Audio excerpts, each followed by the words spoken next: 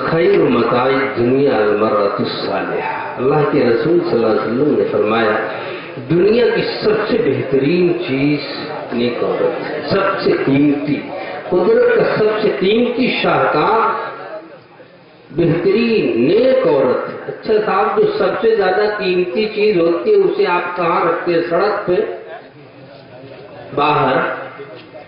یہ جو سب سے قیمتی چیز آپ کے پاس جوہر ہے، سونا ہے جسے آپ سمجھتے ہیں، وہ کہاں رکھا جاتا ہے؟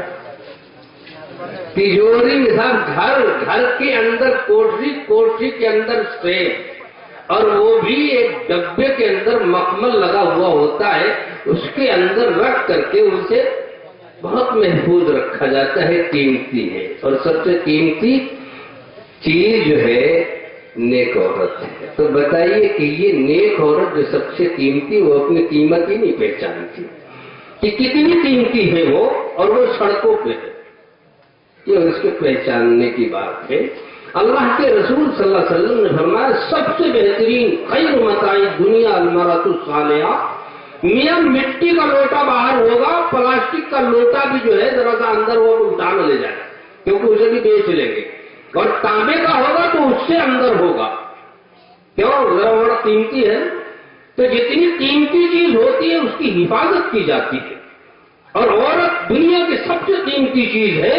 اللہ کے رسول صلی اللہ تعالی علیہ وسلم نے فرمایا پھر کیا وہ سڑکوں پہ چلنے کی چیز ہے؟ یہ سڑکوں پہ وہ رہے بھی، اسے تو بہت گھر کے اندر رہنا چاہیے۔ اور مولانا نے بھی فرمایا کہ جس مسجد حرام کے اندر ایک نماز کا ثواب 1,00,000 کے برابر ہے، اس عورت سے آپ نے کیا فرمایا، اس صحابیہ سے کیا فرمایا؟ تیری نماز تیرے گھر میں میری اس مسجد سے بہتر ہے نا؟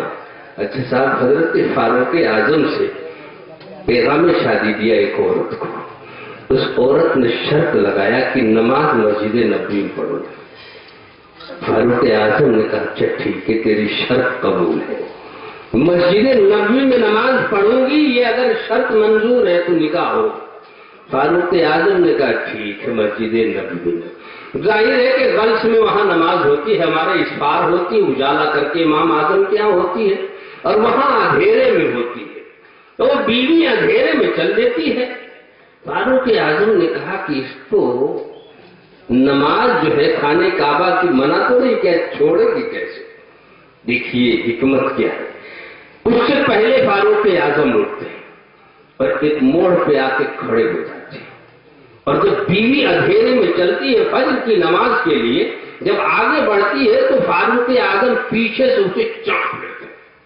بیوی تو اپنی ہے، کوئی دوسرے کی ہے، اور دبا کر کے توڑ کے بھاگ جاتے ہیں، پتہ نہیں کس نے دبایا۔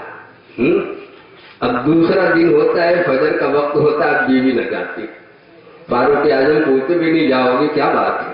نماز کا وقت ہوتا ہے، بولے نہ جاؤں گے، وہاں نہیں جاؤں گے۔ رات کا حادثہ نہیں بتا رہے کہ رات میرے ساتھ یہ حادثہ پیش آیا۔ فاروق اعظم رضی اللہ تعالیٰ عنہ کی نظر کہاں تھی؟ وہ تو خیر القرون کا زمانہ تھا۔ آج کا زمانہ ہوتا اور غلس میں اور عشاء کی نمازیں ہوتی اور عورتیں مسجدوں میں ہوتی تو کتنا انگیجمنٹ ہوتا، کتنی سیٹنگ ہو جاتی، سوچئے آپ ذرا سا۔ تو حضرات کیوں یہ مخلوق سب سے قیمتی ہے۔ وَجَعَلْنَاكُمْ أَزْوَاجًا لِتَسْكُنُوا إِلَيْهَا وَجَعَلَ بَيْنَكُمْ مَوَدَّةً وَرَحْمَةً، اللہ نے جوڑے بنائے ہیں سکون قلب کے لیے، اور پھر اس سکون قلب پہ اللہ نے، یعنی اس شادی پہ اللہ نے 3 نعمتیں رکھ دی ہیں، سکون قلب، مودت اور رحمت۔ اور میں کبھی سوچتا ہوں کہ شادی ہوتی ہے، لوگ کہتے ہیں گھر جہنم بن گیا، بھائی جہنم کیوں بن گیا؟ قرآن کی بات سچی ہے تو پھر وہ بات سمجھ میں آئی جو ابھی مولانا نے عرض کیا کہ اللہ کے رسول صلی اللہ علیہ وسلم نے فرمایا تنکح المرأۃ لأربع، لمالها ولجمالها ولحسبها ولدینها فاصبر بذات الدین تربت یداک، کہ انسان عورت سے شادی 4 چیزوں میں سے کسی ایک چیز کی بنیاد پہ کرتا ہے، یا تو عورت مالدار ہے، مال پہ نظر، صاحب مال کے اندر بھی ایک طاقت اور ایک اثر ہے، یا اور آج عورت سے شادی کرتا ہے حسن کی وجہ سے، اس کی خوبصورتی کی وجہ سے، اور اس حسن میں بھی اثر ہے۔ معلوم ہے نا، وہ دارالعلوم کے لڑکے سفر کر رہے تھے تو ایک محترمہ اس میں جو ہے لیکچرر جو تھی، وہ اس میں گھسی، وہ دارالعلوم کے لڑکے تھے۔ تو انہوں نے جو دیکھا ان بچوں کو، ان طالب علموں کو کہ ٹوپی کرتا پاجامہ پہنے ہوئے ہیں، تو انہوں نے اپنا لیکچر شروع کر دیا۔ ارے بولے یہ مولویوں نے، انہوں نے عورتوں کو جو ہے گھروں میں قید کر دیا ہے، انہیں بھی دنیا میں گھومنے کا حق ہے، چلنے پھرنے کا حق ہے، دنیا دیکھنے کا حق ہے، لیکن انہوں نے کہا گھر کی چار دیواری میں تم رہو۔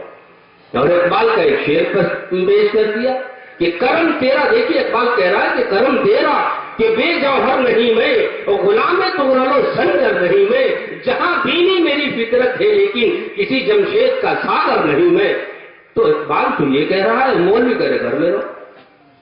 تو اس میں ایک نابین طالب علم تھا اور اس کو بڑی دور کی سوچتی تھی، کہلا محترمہ ایک قطع اسی پہ آپ مجھ سے بھی سن لیں، کہلا کرم تیرا کی بے زیور نہیں میں، کرم تیرا کی بے زیور نہیں میں، اور کوئی کم قیمتی گوہر نہیں میں، اور ہزاروں چاہنے والے ہیں میرے، رہین منت شوہر نہیں میں۔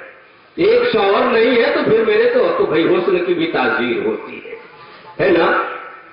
اچھا، اس نے حسن کی بنیاد پہ شادی کی عورت سے نہیں کیا ہے، مال سے کیا ہے، حسن سے کیا ہے، حسن سے کیا ہے۔ ان کا خاندان بہت ہائی فائی ہے اور اس خاندان سے شادی کروں گا میرا مقام بڑھ جائے گا، تو خاندان سے شادی کیا ہے۔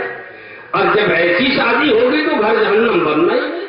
پھر بھی سکون جو نکاح پہ اللہ تعالیٰ نے جوڑے پہ سکون قلب کا اور مودت اور رحمت کا جو وعدہ کیا وہ کیسے ہوگا؟ اس لیے اللہ کے رسول صلی اللہ علیہ وسلم نے آخر فرمایا فَاصْفَرْ بِذَاتِ الدِّین، دیندار عورت کو پسند کرو، تربت یداک، اور نہیں تو تمہارے ہاتھ مٹی خاک آئے۔ تو حضرات بات یہ ہے کہ یہ معاشرے اور سماج میں یہ دو چیزیں ایسی ہیں جن سے سیدھی دنیا کی ترقی ہے اور سیدھی دنیا کی تباہی ہے، مال ہے یا عورت ہے۔ اگر یہ دونوں چیزیں مثبت انداز میں ہے دنیا ترقی کرے گی، اور دونوں چیزیں اگر منفی انداز میں آئے دنیا فساد کا گہوارہ بن جائے گی۔ تو حضرات بات یہ ہے کہ آج ضرورت یہ ہے کہ عورتوں کی محنت کی جائے۔ ایک مولوی صاحب تھے، جہیز میں بہت تقریر کرتے تھے، اپن کے سارے مریدین کے بزرگ بھی تھے، یہ کہتے بھائی جہیز کی بالکل لعنت ختم کرو اس کو۔ مولویوں نے، مریدین نے بالکل اس پہ عمل کر لیا۔ آپ نے ان کے گھر اتفاق کے ساتھ حضرت کے گھر پتہ چلا کہ سارا انتظام، مریدین نے کہا حضرت یہ تو بات سمجھ میں نہیں آئی، آپ نے تو ہم کو سمجھا دیا اور آپ کے گھر میں سارا انتظام ہوا۔ چلے بھائی کیا کروں، یہ بیوی جو ہے نا رشیدہ جو ہے کہتی ہے کہ آپ تو مولوی صاحب وہ گھر میں مسجد میں پڑے رہتے ہو، اللہ اللہ کرتے رہتے ہو، سب سے لین دین تو میرا ہے، سب سے لین دین میرا ہے، آپ کا کیا ہے؟ بھائی میں اس کے آگے ہتھیار میں نے ڈال دیا، معلوم ہوا کہ محنت کی ضرورت ان عورتوں پہ ہے سارا فساد، آپ نے تو سمجھ لیا ان پہ محنت نہیں ہوئی، سارا فساد یہاں سے، ورنہ تو گھر جہنم بن جائے۔